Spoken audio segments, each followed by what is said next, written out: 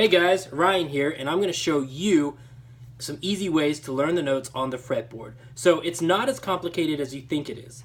So using patterns, using octaves, and little formulas, we can kind of find our way around the fretboard without having to sit there and look at a diagram over and over and over again and really study it. So what we're going to do is we're going to talk about the 7 natural notes of music, and we're going to stick with those. So we're not going to go into sharps and flats or anything like that.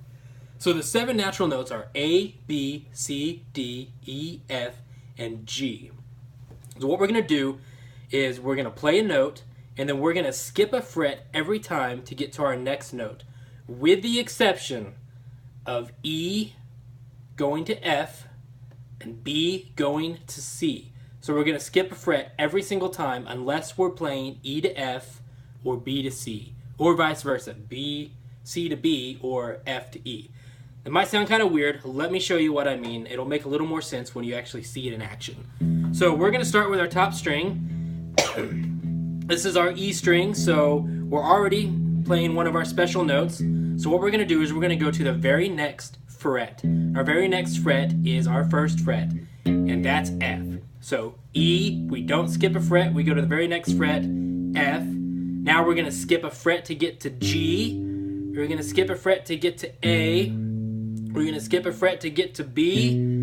B's special, so we're just going to go 1 fret higher to get to C. Then we're going to skip a fret to get to D, and skip a fret to get to E. So this is our octave right here. So everything starts to repeat at this point. Let's do that one more time. So we have E, F. We're not skipping a fret. Just E, F. Then we skip a fret to get to G. Skip a fret to get to A. Skip a fret for B. B is special, so you just go 1 fret higher to get to C. Then you skip a fret to get to D. Then you skip a fret to get to E. The same thing works on the A string. So A, skip a fret to get to B. Don't skip a fret to get to C. Skip a fret to get to D. Skip a fret for E. Don't skip a fret to get to F. You skip a fret for G. And you skip a fret to get to A, the octave. So that's how I figured out basically the notes on the E and the A string. Another thing that we can also do is, if you know your power chords, if you know that this is a G power chord, an A power chord, B, C, C, B, D, E, F, you know, wherever you're at.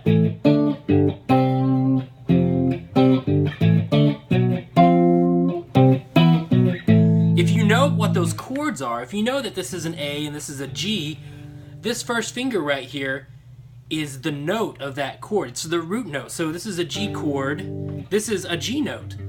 An A chord, this is an A note. C, C note.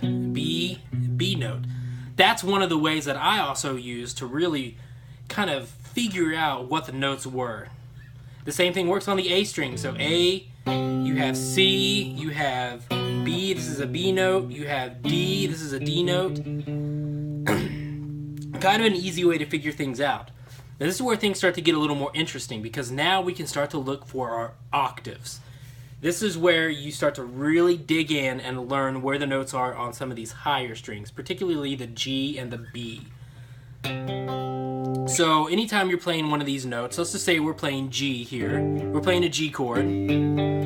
Our pinky, which is down here on the D string of this power chord, that's our octave right there. That's our octave.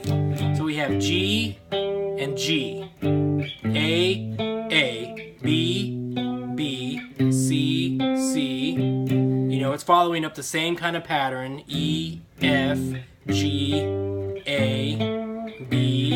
You don't skip a fret to get to C. You skip a fret for your D. You skip a fret to get back to E. It follows the same pattern. And that's how I learned the notes on the D string. The G string works the exact same way. So you have, B. You have C. We're working off the A string. So B, C, D, E. You don't skip a fret to get to F. There's our Fs, there's our Gs. So I'm looking for those octaves. Now when we get to the B string, things are a little bit different. So now we have to skip an extra fret, basically. So we're starting here on this D string. So this is a G right here. So I'm going over 3 frets and down 2 strings. So I'm going to the B string. So if we start way down here, we have E, E, F, F, G, G, A, B, B. You don't skip a fret for C. Then you have D way up here, then E way up here. That's the way that I learned the notes on the fretboard, is really kind of looking for those octaves, looking for those patterns, looking for things that I could recognize as almost as shapes on the fretboard. That way when I'm saying, hey, you know, I want to play in the key of this, I want to play in the key of A, I know where all of my A notes are. You know, like that. I'm not having to kind of fish around, I'm not having to look. So I'm looking at these shapes here. I'm looking at the octaves rather than, you know, having to count up and down and things like that. But it's good to know both ways, because you'll get in situations where, you know, you will have to sit there sometimes, especially when you're first starting out, and go, okay, D, E, F, G, A. You know, sometimes you'll get in those situations. So it's good to know both ways. So I hope you found this video helpful. Let us know what you think. Drop a comment below if you have any tips or tricks on learning the fretboard. Anything like that. It's definitely worth your while to figure out the notes on it. It's definitely worth some time to sit there and work on it and try and really figure out ways that you can memorize it. There's all sorts of different ideas out there, you know. Just Google it, YouTube it. This is just one way that I did it, and it seemed to work pretty well for me. So, any questions or comments, whatever, let us know. Drop below. And as always, subscribe to our channel, and we will see you next time.